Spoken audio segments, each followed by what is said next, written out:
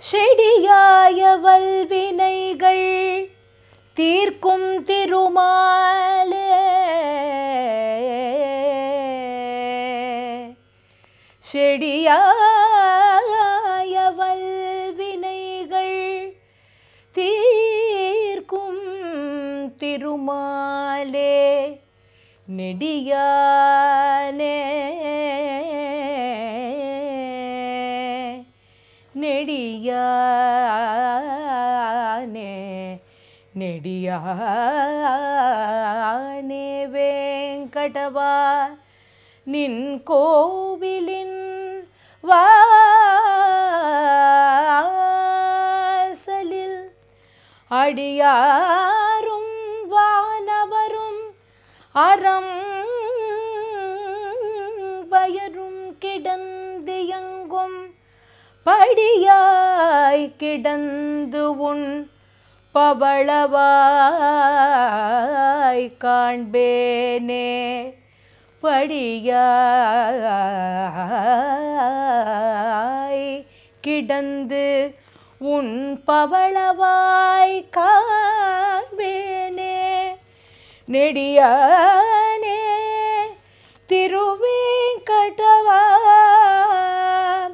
திருவேங்கடவா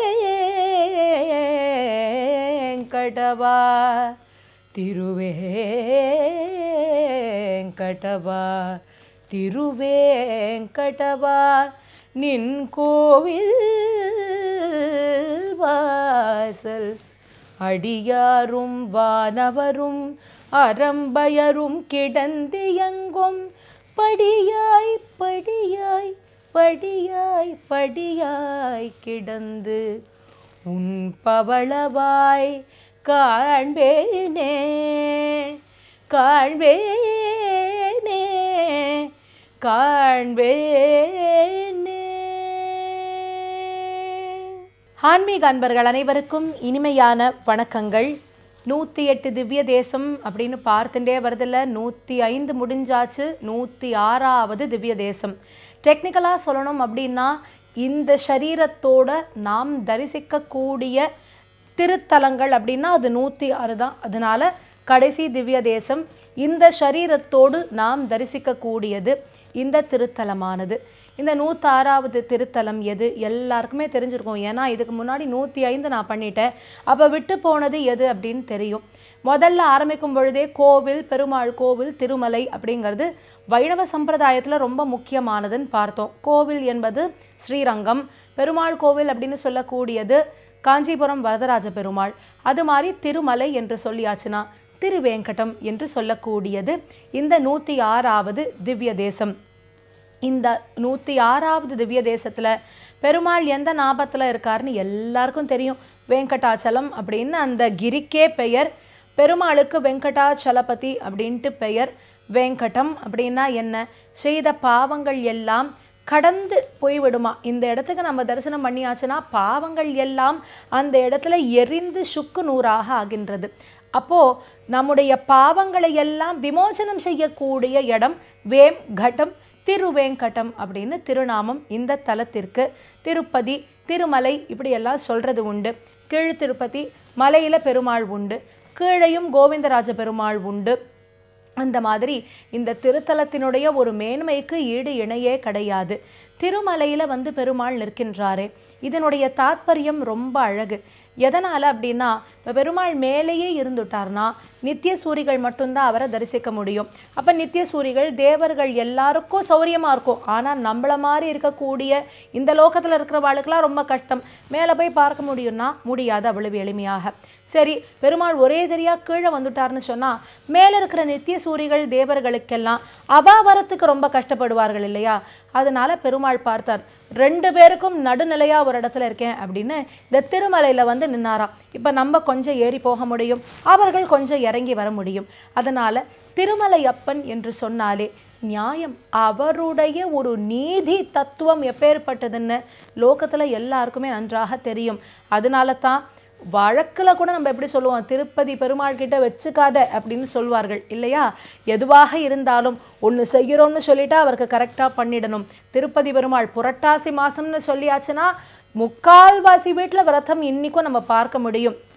ஏன்னா அந்த பெருமாளுக்கு என்று நாம் நியமங்களை கடைபிடிக்கும் பொழுது அந்த பெருமாள் பன்மடங்காக நமக்கு பலன்களை அள்ளித்தரக்கூடியவராக இருக்கின்றார். அப்படிப்பட்ட இந்த திருமலையை எந்தெந்த ஆழ்வார்கள் பாடியிருக்கா அப்படின்னா 2 பேர் தான் பாடலை. 12 ஆழ்வாரில் 2 பேர் பாடலைன்னா 10 பேர் பாடியிருக்கா. எந்த 2 பேர் பாடலைன்னு சொல்லிட்டா பெட்டர். தொண்டரடிப்படி ஆழ்வாரும் மதுரகவி ஆழ்வாரும் இந்த பெருமாளுக்கு மங்களாசாசனம் செய்யவில்லை. மதுரகவி ஆழ்வார் பற்றி அநேகமாக எல்லாருக்குமே தெரியும். அவருடைய ஆச்சாரியனான நம்மாழ்வார் சுவாமியை மட்டும்தான் பாடியிருக்கார். மற்றபடி 10 ஆழ்வார்கள் பாடிய திருத்தலம் இந்த திருமலை என்று சொல்லக்கூடியது. சரித்திரம் எப்படி இருக்கு? திருமலையப்பனாக எப்படி வந்தார்? பிருகு முனிவர் ஒரு சமயம் சாத்வீகமான தெய்வம் யாரு அப்படிங்கிறத பார்க்கணும் என்று சொல்லி கிளம்புறாராம். அப்படி கிளம்பி வரும் பொழுது பிரம்மலோகத்துக்கு வந்தார். பிரம்மா அவளுடைய நாக்கில் சரஸ்வதியானவள் அமர்ந்தபடி அவருக்கு எல்லாவற்றையும் சொல்லி கொண்டு பேசின்னு இருக்கா. அதனால பிருகு வந்ததையே இவர்கள் இருவருமே கவனிக்கவில்லையா. பிருகுவுக்கு ரொம்ப கோபம் வந்தது. பிரம்மலோகத்தை விட்டார். அங்கேருந்து கிளம்பி சிவபெருமான் இருக்கிற இடத்துக்கு வந்தார். அங்கே வந்தா பார்வதியும் பரமேஸ்வரனும் ரம்யமாக இருந்துருக்கிற சமயம். அதனால் அவர்களும் கவனிக்கலை. பிருகுவுக்கு இன்னும் கோபம் ஜாஸ்தியாச்சு. அங்கேருந்து கிளம்பி இவரும் கிடையாதுன்னு சொல்லி நேராக பெருமாள் இருக்கிற இடத்துக்கு வந்தாராம். அங்கே வந்தா என்ன அப்படின்னா பெருமாள் பிருகு வரார்னு தெரியறது. ஆனால் கூட ஸ்ரீதேவியினுடைய பாத சேவனத்தில் இருந்துருக்கார். திரும்பி கூட பார்க்கலை. ரொம்ப கோபம் வருது பிருகுவுக்கு. ஸ்ரீதேவி பாத சேவனத்தை அனுபவிச்சுட்டே இருக்கிறதுனால நம்ம வந்திருக்கிறது கூட தெரியாமல் இவர் இருக்கார். இப்போ ஏற்கனவே 2 இடத்துல கோபப்பட்டு தான் வந்திருக்கார். இங்கே வரும்பொழுது கோபம் உச்சத்துக்கு போனது. பெருமாளை எட்டி ஒரு உதைத்தாராம் பிருகு முனிவர். உதைச்சது எங்க அப்படின்னா தேவி எங்கே இருக்காளோ அந்த வக்ஷஸ்தலம் எதுவோ ஸ்ரீதேவி குடி இருக்கக்கூடிய இடத்த அப்படி உதைச்சுட்டாராம். வழக்கமாக உதைச்ச உடனே கோபம் வரணும் தானே. பெருமாள் திடுக்குன்னு எழுந்தாராம். ஆஹா, மிருதுளமான பாதம் கரடு முரடான என்னுடைய திருமார்பலப்பட்டு உங்கள் காலுக்கு ஏதாவது ஆயிடுத்தா பார்க்குறேனே அப்படின்னு சொல்லி அவருக்கு பாத சேவனம் பண்ணி அவருக்கு பாத பூஜை எல்லாம் பண்ணுறாராம். மகாலட்சுமி பார்த்தா மனைவியை ஒருத்தர் வந்து உதைச்சிருக்காருன்னா கோபம் வரணுமா இல்லையா? அதை விட்டுட்டு அவருக்கே இவர் சேவைகளை செய்கின்றாரே, இனி இந்த இடத்துல நான் இருக்க மாட்டேன்னு மகாலட்சுமி அங்கேருந்து கோச்சுண்டு கிளம்பி கோலாப்பூர் அப்படின்னு சொல்லக்கூடிய இடத்துக்கு வந்தா. கரவீரபுரம் இன்னைக்கு மகாராஷ்டிராவில் கோலாப்பூர் அப்படின்னு சொல்கிறோம். அங்கே தபஸில் இருக்கா. மகாலட்சுமியே இந்த இடத்துல இல்லை, நான் மட்டும் இங்கேருந்து என்ன பண்ண போகிறேன்னு பெருமாளும் தவம் செய்வதற்காக கீழே வரார். எங்கே வந்தார்? ஆதி வராக க்ஷேத்திரம். இந்த திருத்தலம் இருக்கே, இங்கே வராக சுவாமிக்கு அவ்வளவு முக்கியத்துவம் உண்டு. ஏன்னா இது வராக சுவாமியினுடைய க்ஷேத்திரம் தான். பூமாதேவியை வராகவதாரம் எடுத்து காப்பாற்றினார் இல்லையா? அப்போ பூமி பிராட்டி கேட்டாலாம், என்னோடு கொஞ்ச காலம் இங்கே இருந்துட்டு போகலாமேன்னு. அப்போது பூமி பிராட்டியோடு அவர் இருந்த ஸ்தலம் தான் இது. அதனால தான் ஆதிவராக க்ஷேத்திரம் அப்படின்னு பேர். அப்போ வராக சுவாமிகிட்ட பர்மிஷன் கேட்கணுமோ இல்லையோ, இவர் வந்து நான் இங்கே தங்கிக்கலாமான்னு கேட்டார். இடம் கொடுத்தா என்ன பண்ணுவேள்? அப்போ இது யாருடைய க்ஷேத்திரமாக இருக்குன்னார். அது அப்பொழுதுக்கே பார்த்துக்கலாமே என்று சொல்ல பெருமாள் அந்த இடத்துல தபஸ் பண்ணுறார். அவருக்கு மேலே அப்படியே புற்று உருவானது. அவ்வளவு ஆழ்ந்த ஒரு தியான தபஸில் அவர் இருந்துருக்கார். சாப்பிடலை, தீர்த்தம் பருகலை, அப்படியே இருக்கார். பெருமாளுக்கு மேலே புற்றே வந்து விட்டது, இவ்வளவு காலம் அப்படி இருந்தால் சரி வராதே என்று சந்திரசூரியர்கள் எல்லாம் பிரார்த்திக்க பரமேஸ்வரனும் பிரம்மதேவரும் மகாலட்சுமியை போய் பார்த்தாளாம். மகாலட்சுமி உடனேவே என்ன பண்ணினா, பசுவும் கண்ணுக்குட்டியுமாக பரமேஸ்வரனையும் பிரம்மாவையும் மாற்றி அவள் அப்படி அடிச்சுட்டு போய் அங்கே இருக்கக்கூடிய ராஜா கிட்ட அந்த பசுமாடை வித்துட்டாளாம் கண்ணுக்குட்டியோட. அது அந்த மாட்டுக்கொட்டைக்கு போயிடுத்து. மாட்டுக்கொட்டம் அதற்கு போயாச்சு. ஒவ்வொரு நாளும் மேய்க்கிறதுக்கு கூட்டிகிட்டு போவா இல்லையா, அந்த கோனார் வந்து மேய்க்க அழைத்து கொண்டு செல்வார். அப்படி செல்லும் பொழுது இந்த பசு மட்டும் என்ன பண்ணும் அப்படின்னு பார்த்தா, பெருமாளுடைய புத்து எங்கே இருக்கோ அங்கே போய் பால் சுரக்கின்றது. அது இந்த கோனார் ரொம்ப நாளாக நோட் பண்ணல. ஆனால் பாலை காணுமே, எங்கே தான் போகிறதுன்னு பார்க்கணும்னு ஒரு நாள் பார்த்த பொழுது அந்த புற்றுக்கிட்ட போய் அங்கே பெருமாளுக்கு பால் கொடுக்கறத பார்க்குறார். உள்ள பெருமாள் இருக்கிறது அவருக்கு தெரியாது, ஆனால் புற்றில் போய் பாலை சுரக்கிறது. உடனே என்ன பண்ணினார், என்னுடைய பாலெல்லாம் இங்கே தான் போகிறதா, இந்த புத்தை இடிக்கிறேன் பார் அப்படின்னு சொல்லி அந்த புத்தை இடிக்க போகிறார். மாடையும் அடிக்க போகிறார். மாடை அடிக்கும் பொழுது என்ன ஆறுது, அது சற்று கொஞ்சம் நகர்ற மாதிரி ஆனது. புற்றில் போய் அந்த கோலானது இடித்தது. பெருமாள் பேரில் போய் இடித்து ரத்தம் வந்தது. பெருமாள் வெள்ள தோன்றினார். எனக்கு பால் கொடுக்குற பசுமாடையும் அடிக்க போகிற, என்னையும் இடிச்சிருக்க, நீ பிசாசாக போ, ஒரு மாடுக்கு இடையூறு செய்யணும்னா அவர்களுக்கு இதுதான் அப்படின்னு சொல்வது போல பிசாச்சமாக போயிடு அப்படின்னு சொன்னாராம். அப்போ என்ன ஆச்சு, எனக்கு எப்போ விமோசனம் கிடைக்கும்னு கேட்ட பொழுது, நீயே ஆகாஷராஜனாக வருவ, உன்னிடத்துல பெண் வந்து அவதாரம் பண்ணி வளர்ந்து வருவா, அவளை நான் திருமணம் செய்து கொள்வேன் என்று சொன்னாராம். அவரே பிற்காலத்தில் ஆகாஷராஜனாக வருகின்றார். தாரணி தேவின்னு அவருடைய மனைவி பேரு. இவ 2 பேருக்கும் அலர் என்று சொல்லக்கூடிய தாமரை மேல ஒரு பெண் அவதாரம் பண்ணினாலாம் குளத்துல. அதனால் அலர் மேல் மங்கையாக அவதாரம் பண்ணினதுனால அலர்மேல் மங்கையின் அவளுக்கு பெயர்.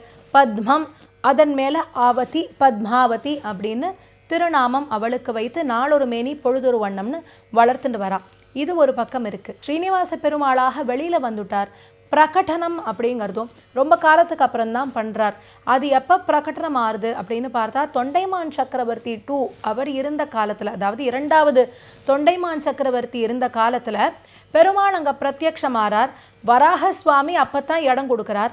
வராக சுவாமிகிட்ட பெருமாள் சொல்றார், எனக்கு இடம் கொடுத்ததுனால திருமலை வந்தா முதல்ல வராக சுவாமியை தான் தரிசிக்க வேண்டும், வராக சுவாமியை தரிசனம் பண்ணிட்டு தான் திருப்பதி வெங்கடாச்சல பெருமாளையே போய் தரிசனம் பண்ணணும் அப்படிங்கிறத பெருமாள் சொல்றார். அப்படி பண்ணும் பொழுதுதான் பலன் பூர்த்தியாக நமக்கு கிடைக்கிறது. இத்தனை நாள் நமக்கு அது தெரியாத இருந்திருக்கலாம். ஆனால் இனிமேல் பட நம்ம திருமலை போறோம் அப்படின்னு சொன்னா முதல்ல வராக சுவாமியை தரிசனம் பண்ணணும், அதன் பிறகு நம்ம போய் வெங்கடாச்சலபதியை தரிசனம் பண்ணணும் அப்படிங்கிறத மனசுல வச்சுக்கலாம். இப்போ ஸ்ரீனிவாசனாக இருந்துருக்கார். இவர் என்ன பண்றார், வகுள மாளிகைங்கிற ஒரு அம்மா தான் ஸ்ரீனிவாசனை அங்கே கேர்டேக் பண்ணிட்டு இருக்கா, பார்த்துக்கிறா.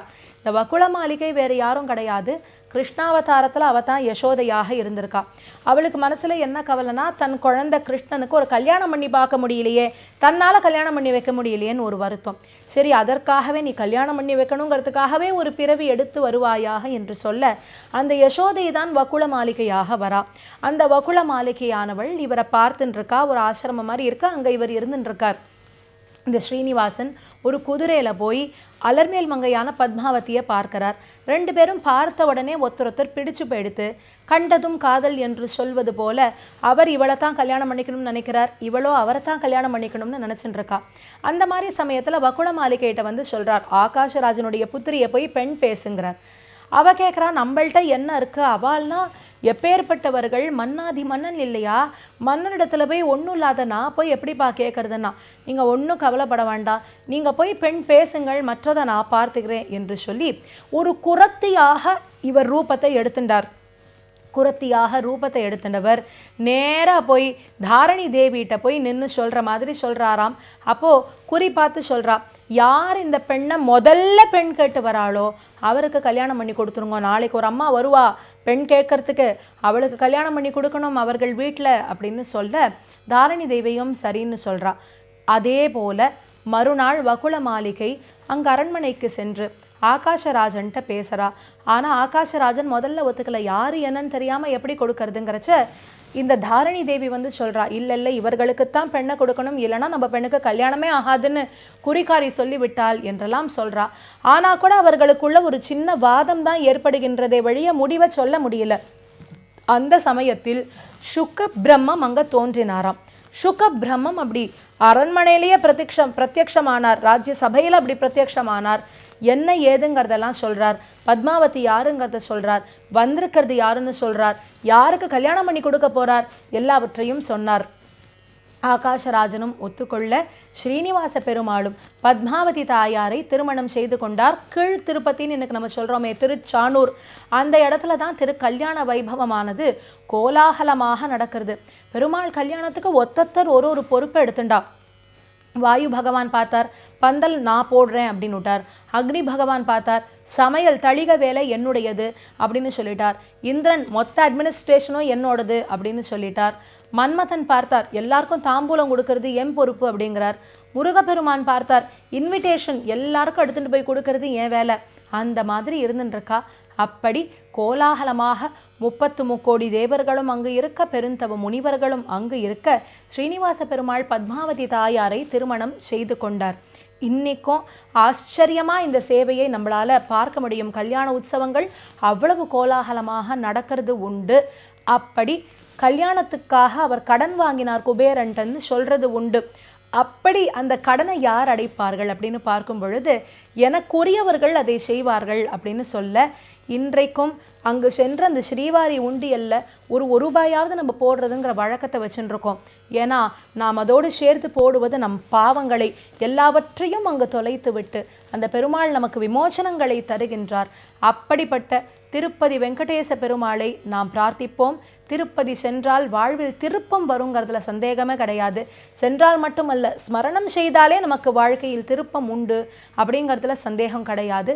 மீண்டும் அடுத்த திருத்தலத்தோடு உங்கள் அனைவரையும் சந்திக்கும் வரை உங்களிடமிருந்து விடை பெறுவது சுசித்ரா பாலசுப்ரமணியன். நன்றி, வணக்கம்.